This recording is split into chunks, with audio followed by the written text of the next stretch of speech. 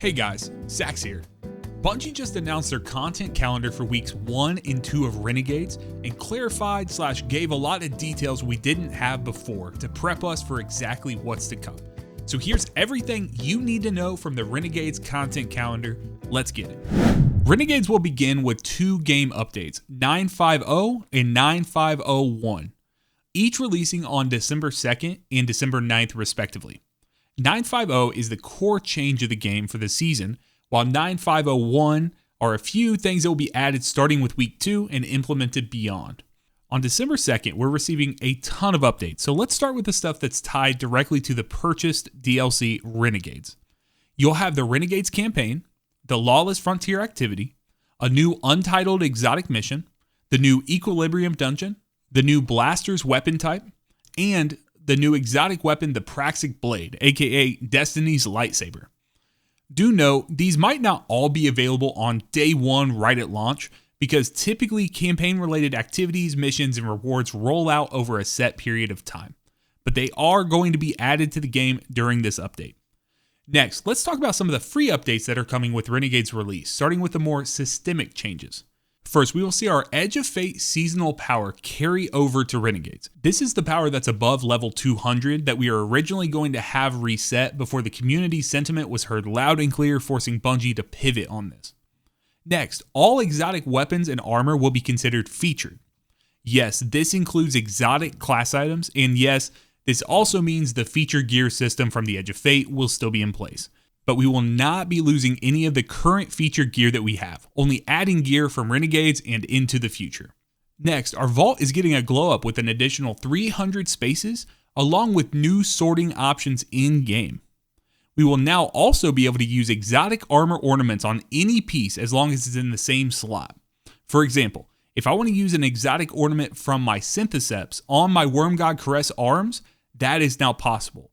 No, it doesn't seem like you'll be able to use the base appearance of one exotic as an ornament for another, but maybe in the future, please Bungie?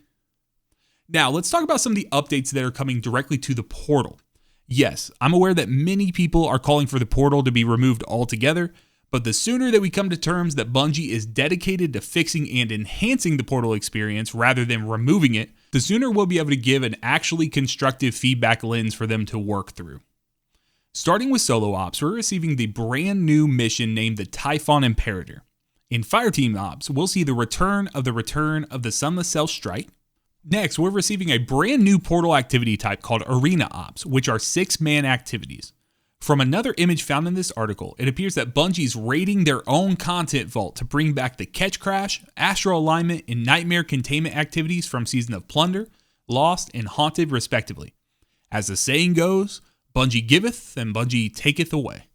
We are also seeing the return of 2 exotic missions into the Pinnacle Ops playlist in Vox Obscura and Derealize for the Dead Messenger and Barrow Dyad respectively. Yes folks, you heard me correctly. Barrow Dyad is finally coming back to the game. I'm just praying that Bungie will ensure that all exotic missions in the portal drop all of their associated exotic rewards properly. This will be one of the first things that I test when Renegades releases, so be sure to subscribe so you don't miss any of my coverage on this. Finally, we'll be receiving a new set of portal rewards and cosmetics to earn from each of the various activities inside of the portal. This includes Crucible Ops and Trials of Osiris. In Renegades, Bungie is introducing a system they're calling Orders, which are essentially global bounties that live in a dedicated menu screen, instead of requiring you to fly across the solar system or use an app on your phone to collect bounties.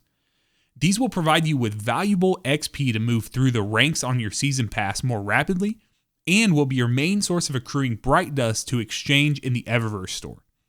This system will also replace seasonal challenges moving forward, so good riddance, I suppose? Orders will contain objectives such as precision kills with scout rifles, void energy kills, etc. While you'll also find the daily and weekly objectives that you currently see in the portal on this screen as well. In Renegades, if you're a returning player, meaning you did not sign in, or if you did, you didn't earn more than 30 levels on the Edge of Fate Season Pass, you'll receive what's known as the Returner's Boon. This boon will increase all XP gains for the next 6 months, and when you complete the aforementioned orders, you'll receive up to 10 Returner's Gifts per week until 30 in total are earned. Now, the Returner's Gifts will contain things like numerous enhancement materials, Tier 3 and Tier 4 gear, exotic engrams, 1000 bright dust, iridescent engrams, which are Eververse engrams containing an item you do not own yet, and finally the Tower Pamphlet emblem, which was first rewarded by winning a content creator giveaway back during episode Revenant. So this is a pretty rare emblem that returning players can earn. If you are not a returning player, you can still earn direct benefits from playing with returning players. While playing with someone who has the Returner's Boon, you'll receive the Returner's Blessing. This will increase all experience you earn. Completing activities while under this blessing will add additional bonus portal engrams to your portal screen, along with some other exclusive emblems that can be earned at the end of activities. That was a ton of stuff that's changing and coming to the game on December 2nd with 9.5.0. Now let's talk about what's coming with 9.5.01 1 week after launch on December 9th.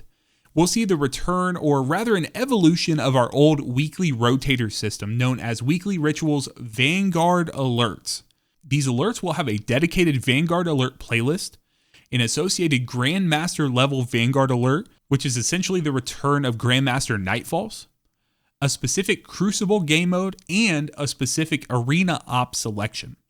There will be additional rewards that can be obtained through the most recent raid and dungeon through this system as well. Alerts will provide specific weapon drops that can be tier 3 or above based on your account power, and these will be among the highest drops you can earn in Destiny 2. This will also be the primary source for seasonal weapons featuring the brand new Accelerated Assault Origin trait, which is essentially Diet Rewind rounds. To wrap it all up, we will see some of the returning modifiers and events like Iron Banner, a Tex Mechanica Foundry Sponsorship Week, the Dawning, Arms Week for bows, Iron Banner, Heavy Metal, a mid-season Call to Arms event, and many more surges and modifiers to boot. Y'all, this was a jam-packed content calendar with many things to keep us moving through the early weeks of Renegades. I understand we are in a time where Bungie needs to show, not tell, but this is one way that Bungie can show us what they've been working on and what is to come. So guys, if you enjoyed this breakdown, be sure to leave a comment below, like and subscribe to the channel, and until next time, be blessed, y'all.